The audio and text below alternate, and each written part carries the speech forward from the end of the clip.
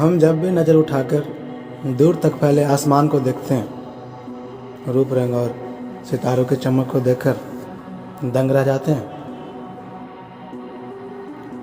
और परिंदों को इस खुले आसमान में उड़ान भरता देख हम भी उड़ने का अरमान रखने लगते हैं। लेकिन शायद हम भूल जाते हैं कि हम तो इससे कहीं ऊपर इस अनंत तक फैले रोमांच से भरे अंतरिक्ष तक अपनी पहुंच बना चुके हैं। अंतरिक्ष जिसका कोई आरंभ और अंत दिखाई नहीं देता और पृथ्वी से देखने पर ये दूर तक फैला कैनवास नज़र आता है, जिस पर कहीं टिमटिमाते तारे बना दिए गए हैं तो कहीं चांद और सूरज उखेड़ दिया गया है। ये अनंत तक फैला अंतरिक्ष भले ही शांत दिखाई देता हो, लेकिन इसमें हर पल हलचल होती रहती है। इसमें निर्माण भी होता है तो प्रलय का सारा सामान भी इसी अंतरिक्ष में समाया है। इस रहस्य और रोमांच से भरी अंतरिक्ष में बहुत से भरे गैलेक्सीज मौजूद हैं और हर गैलेक्सीज डस्ट, गैस और अरबों तारों से मिलकर बनी है। लेकिन तारों के अंधेरे में गैलेक्सीज दूध जैसे सफ़ेद और चमकदार नज़र आती है।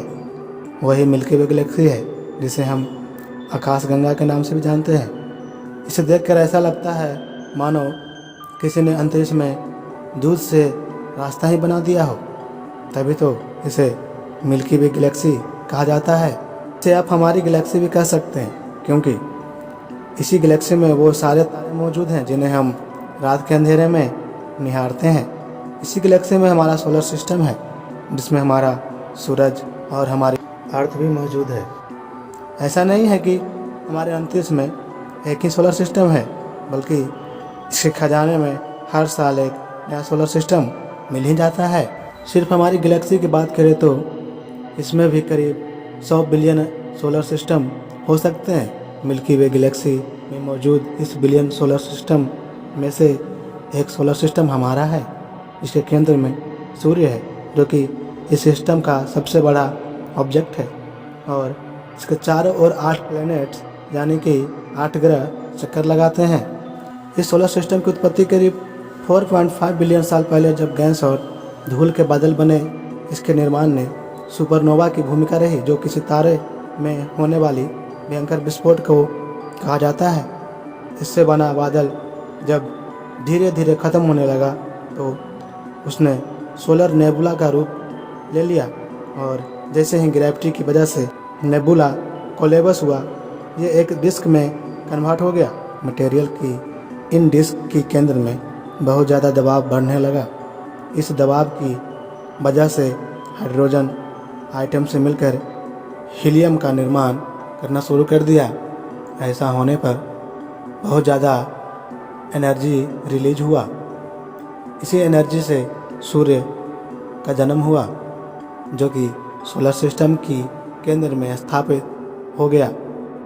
उस डिस्क के बाहरी हिस्से में मैटर लगातार एक दूसरे से टकराते रहे और उन्होंने आपस में मिलकर dwarf planets, asteroids, moon, comets, meteoroids बनने शुरू कर दिए। पूरे सोलर सिस्टम का निर्माण होता गया, जिसमें सूर्य के अलावा मरकरी, वेनस, अर्थ, मार्स, जुपिटर, सैटर्न, यूरेनस और नेपच्यून नामक 8 प्लैनेट बने। सोलर सिस्टम की उत्पत्ति पर किए गए नए अध्ययन बताते हैं कि मिल्की वे गैलेक्सी सजिटेरियस गैलेक्सी को आपस में टकराने से तारों का निर्माण शुरू हुआ, जिसमें बहुत सारी गैस जमा हुई और गैसों की बादल एक साथ आ गए, जिससे सोलर सिस्टम बनने की प्रक्रिया शुरू हुई।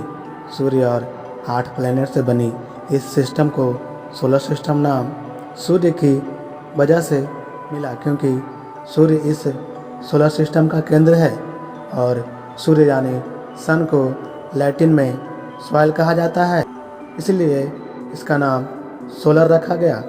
सन से रिलेटिव सभी चीज़ों को सोलर कहा जाने लगा। शायद आपको भी यही लगता होगा कि सूर्य अपनी जगह पर स्थिर रहता है और अर्थ सहित सभी प्लैनेट्स इनके चक्कर लगाते हैं, लेकिन असल में सूर्य को भी चक्कर लगाना पड़ता है। सूर्य मिल्की वे गैलेक्सी में चारों ओर चक्कर लगाता है और इस चक्कर को पूरा करने में सूर्य और सोलर सिस्टम की प्लैनेट्स को 250 मिलियन साल लग जाते हैं। सोलर सिस्टम में मौजूद 8 प्लैनेट हमेशा से एक फिक्स ऑर्डर में ही रहते हैं। तो क्या इसका कोई कारण है? हाँ, प्लैनेट्स प्रॉपर ऑर्डर का डिज़ाइन उनकी बनावट और सोलर सिस्टम की उत्पत्ति से जुड़ा है।